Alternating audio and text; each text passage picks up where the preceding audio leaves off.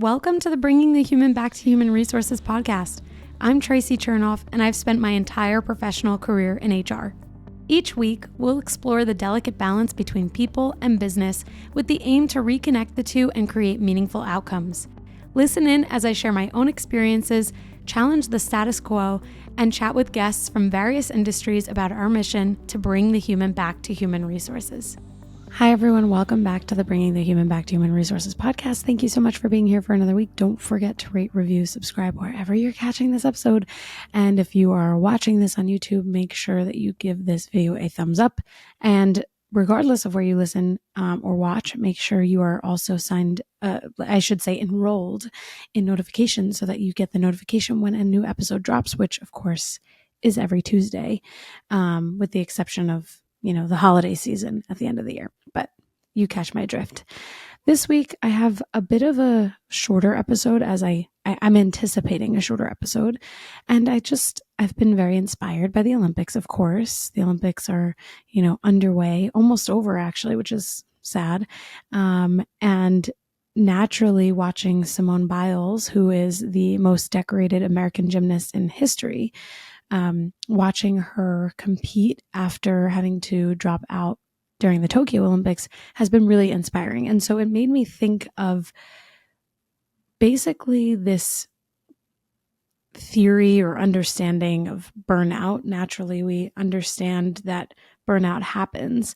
But specifically, I thought it would be interesting to talk about when you step away or when you should step away from something. And obviously, Simone Biles knows when to step away. So for those who don't know, Simone Biles has just recently this week become the most decorated American gymnast in Olympics history.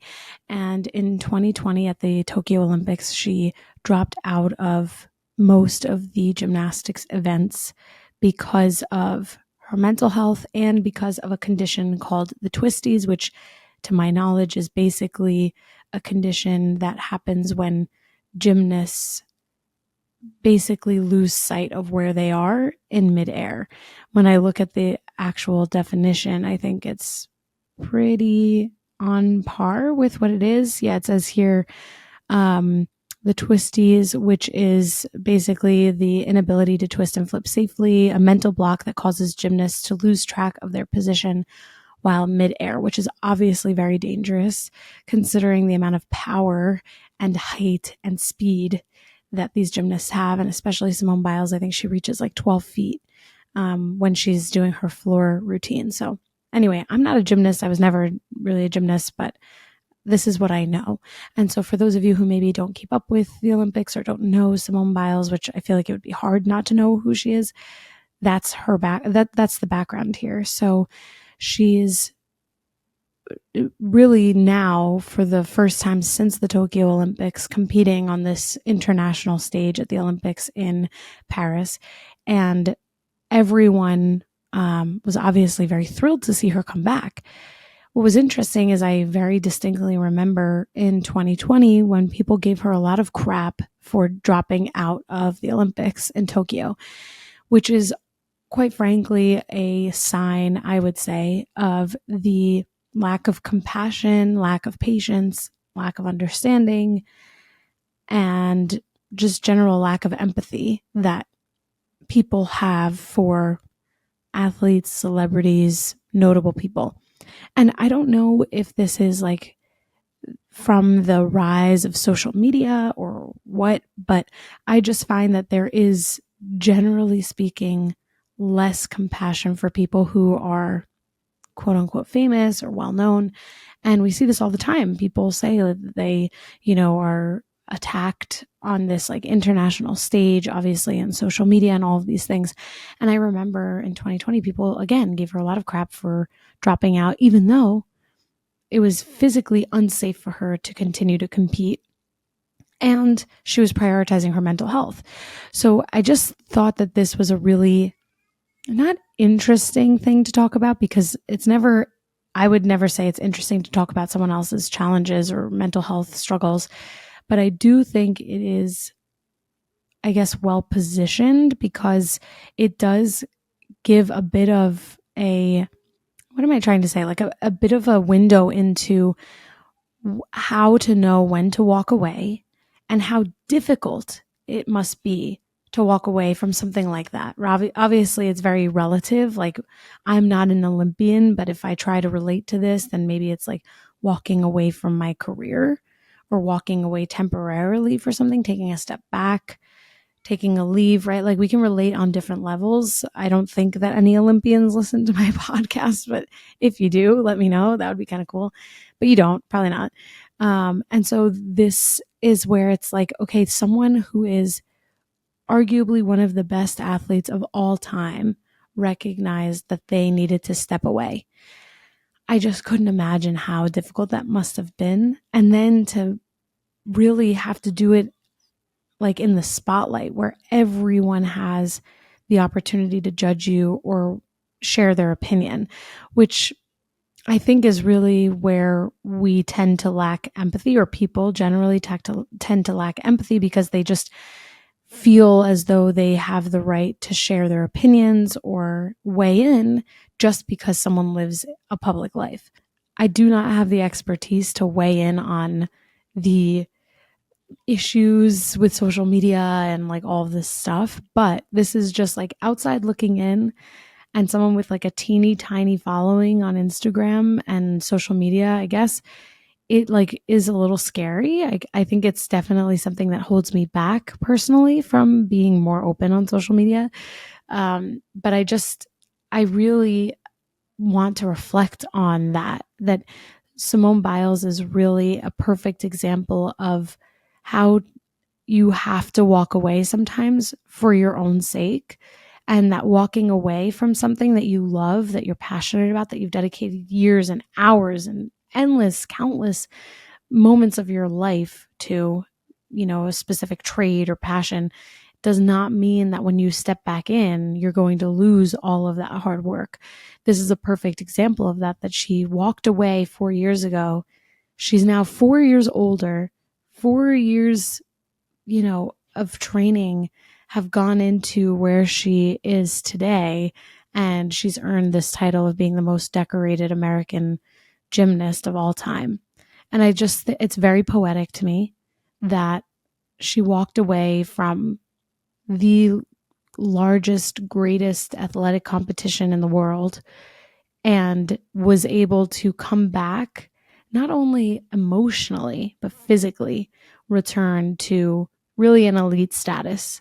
And it would be really interesting if she, after the Olympics, shared more insight, because I know she has a documentary and she's certainly open on social media and things like that. But it would just be really interesting if she weighed in on how it feels to have walked away 4 years ago, to have come back 4 years older, which, by the way, from what I was hearing during the all around finals the other day, is that the average age of gymnasts that compete at the Olympic level, I believe, was 22. So she's 5 years older than the average age of a gymnast, and considered one of the older gymnasts at the Olympics, maybe if not the oldest. And so she was able to come back 4 years after stepping away for her own mental and physical health and to continue to be on top. Like, that's amazing. And I really think that if she were to kind of hindsight this and think about what she thought was going to happen when she walked away, like, did she think that she would continue to have a career in gymnastics? Did she think that she would be able to return as a decorated Olympian, like someone who wins gold medals, basically, because she just collects them all and she's created skills, from what I understand, too? I mean, like, I just wonder, I guess, if she thought that would happen, if she had such belief in herself that she knew she'd be able to remain on top in this Olympics, or if she had maybe self-doubt like any normal human would, that taking a step back and then having to kind of jump back in and then, train for this next Olympics, the one that we're currently in, if this is surprising or totally on par with what she expected. I do think that, especially as a former athlete, I do tend to look up to athletes. Like when I watch the rugby team, when I watch like all of these Olympians, triathletes, like all of these people, swimmers, I feel like if I don't mention it, it doesn't count. But all of the Olympic athletes, I watch them and I'm like, how do they physically do this? And it reminds me that there are also people who look at like what others do, whether it's someone who's a doctor, someone who is a CEO, or someone who's in HR, and they think, oh, I could never do that. I've been told many times that someone could never be in HR. And while being in HR is certainly not being an Olympian because you can't compare the two, I just think it's interesting when we see someone else kind of achieving like the most out of their craft. Like getting a gold, silver, or bronze medal is arguably the highest achievement that you can have as an athlete. Obviously, gold is the tippy top. But when you see, like when you reflect on that, it's like, well, okay, if my craft is HR, or if my craft is being working in finance, what is my greatest achievement? Like, is my greatest achievement being a CHRO? Is my greatest achievement being a CFO, right? Like, depending on the vertical someone's in. It's just interesting, I think, to see and gain inspiration from these athletes who have reached the highest level of their athletic careers, because obviously these are career athletes. So I don't know. I could be like very cringy about this and very corny, that I find so much inspiration coming out of the Olympics. But I do think that's part of the intention, is that we watch these incredible, incredible athletes compete on an international stage at a competition that has the world's best athletes, again, all around the world, coming together to compete against one another. Like that's, I can't even compare what like is similar in business, but it's just so fascinating to me. And I'm sure that there are other people who walk away feeling really inspired. And again, I mean, the point of this episode is for me to really reflect on how Simone Biles is a great example of how it's okay to walk away if you're feeling burnt out, how it's okay to walk away if you physically, mentally, or emotionally need something else. And, if people judge you just like they judged her, oh well, they're not the ones that have to, live with and deal with the internal struggles that someone might be dealing with. So I just give her a lot of kudos. I think it's much harder to walk away from something that you love than it is to stay in it at your detriment. Like, it's just, there's no comparison to say, I love this sport, I love gymnastics, I love this thing that I do that I'm so passionate about, but I don't have the physical or emotional capability to continue to do this now. I'm walking away. That is like, that takes such strength in so many ways, I think. And I'm sure that I hope, maybe I'm not sure, but I hope that there are people maybe who originally criticized her who reflect on this Olympics and say to themselves, I was wrong, and or that's really impressive. Because also, like, I don't know about you, but when I read comments where people are like, they only got bronze, or they only got this many points, it's like, when was the last time you were in the Olympics? Susie Q or whomever we want to, reference here. Like, who allowed you to be so judgmental and to be the person that had the right to pass judgment on this individual who has achieved such greatness in their craft? Like, it's just kind of mind-boggling to me. And I was recently talking to someone about like something which is totally different. And again, very hard to relate here, but I was talking about how we were talking about how bizarre it is to me and to both of us that leaders still don't understand some leaders, obviously not all, how some leaders still don't understand how people, human beings, drive their business forward. If your customers are unhappy, you have to look at your internal employees. If your internal employees are not happy, your customers are not going to be happy. So it's like sometimes we have this person and I, we were talking that, or speaking with one another about how we clearly see this connection and yet others don't. And so it just like, it does feel a little reminiscent when I see comments online where people are like, they only got bronze, they only got silver. That's not a reason to celebrate. And it's like, what don't you get? How do you not see the connection here that this person is competing against the world's best athletes in their vertical and they've won a medal for it? And you have probably never been to the Olympics. You actually have probably never even made it to a state or national competition. It's just so funny to me how these connections are not intrinsic for so many people. And maybe it's like this blindness that people get when they're like consuming content constantly on social media. But I do think, like, again, relating back to what we all do, or what some of you may want to do, which is like HR, supporting people, all this stuff, we have to help people to make these connections. We can't just say they haven't made the connection, I'm going to just do it for them, or I'm giving up, they're never going to make this connection. We have to help people to be better. And it's just, I mean, if you are someone that criticized Simone Biles, you have to think introspectively about why you criticized her and why you may criticize others. So yeah, I mean, I don't know. I definitely plan to continue to watch the Olympics. Who knows if I will, find even more inspiration than I already have.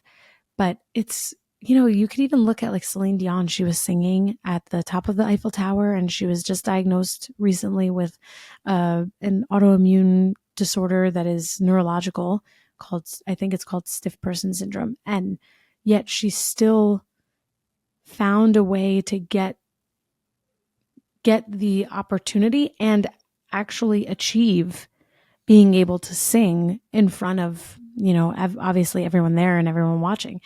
It's just, I think it's really incredible to see the efforts that people make to not only harness their strength, but also really stay committed to the things that they're passionate about. And even when they're super passionate about it, they have to know when to walk away and when to take a step back, or, as sometimes we say on this podcast, move slow in order to move fast. Like sometimes taking a step back, either moving more slowly or stepping away from something, can actually enable you to move much further in the long run.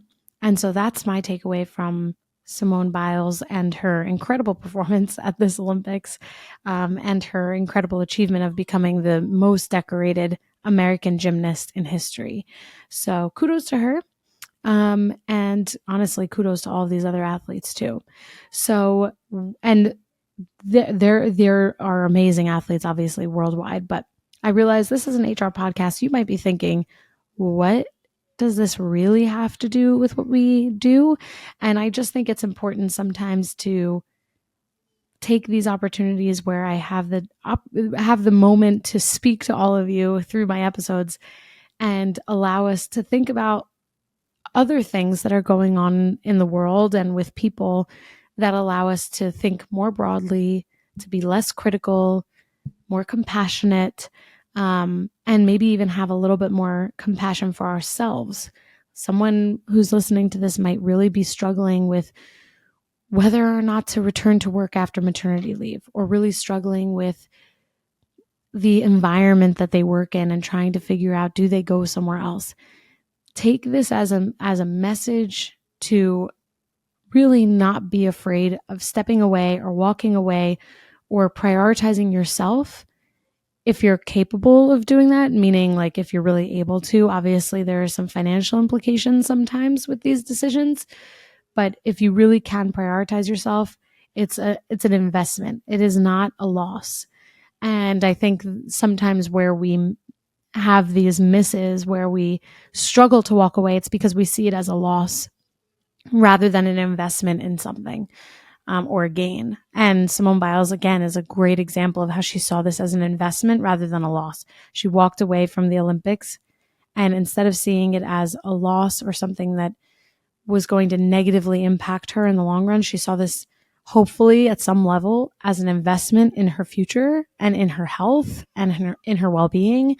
And like I said, that's really hard to do. So if you are struggling with that, it makes sense because it's not something that people probably decide easily or come to the decision on easily. So if you are someone who has had to make a really difficult decision to prioritize yourself or step back, or, maybe you've had to work through burnout in some way and you've, made changes that were really difficult to make, let me know, because I would love to hear your stories and your anecdotes. And hopefully we all have a little bit more compassion and empathy and understanding for the people around us, whether we know them or not.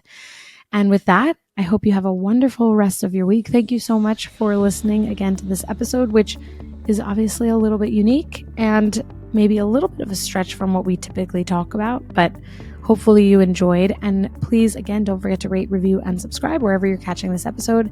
And head to my website so you are also subscribed to my newsletter, where we talk a little bit more in depth about all of the things that come up related to HR and all of these episodes. So thank you so much. Have a wonderful rest of your week. Bye.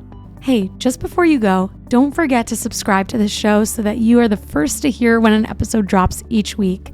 And maybe leave a 5-star review and a comment about how much you loved this episode. Plus, if you have someone in mind who would really enjoy this episode, make sure you share it with them. Thank you so much for tuning in, and I'll see you next week.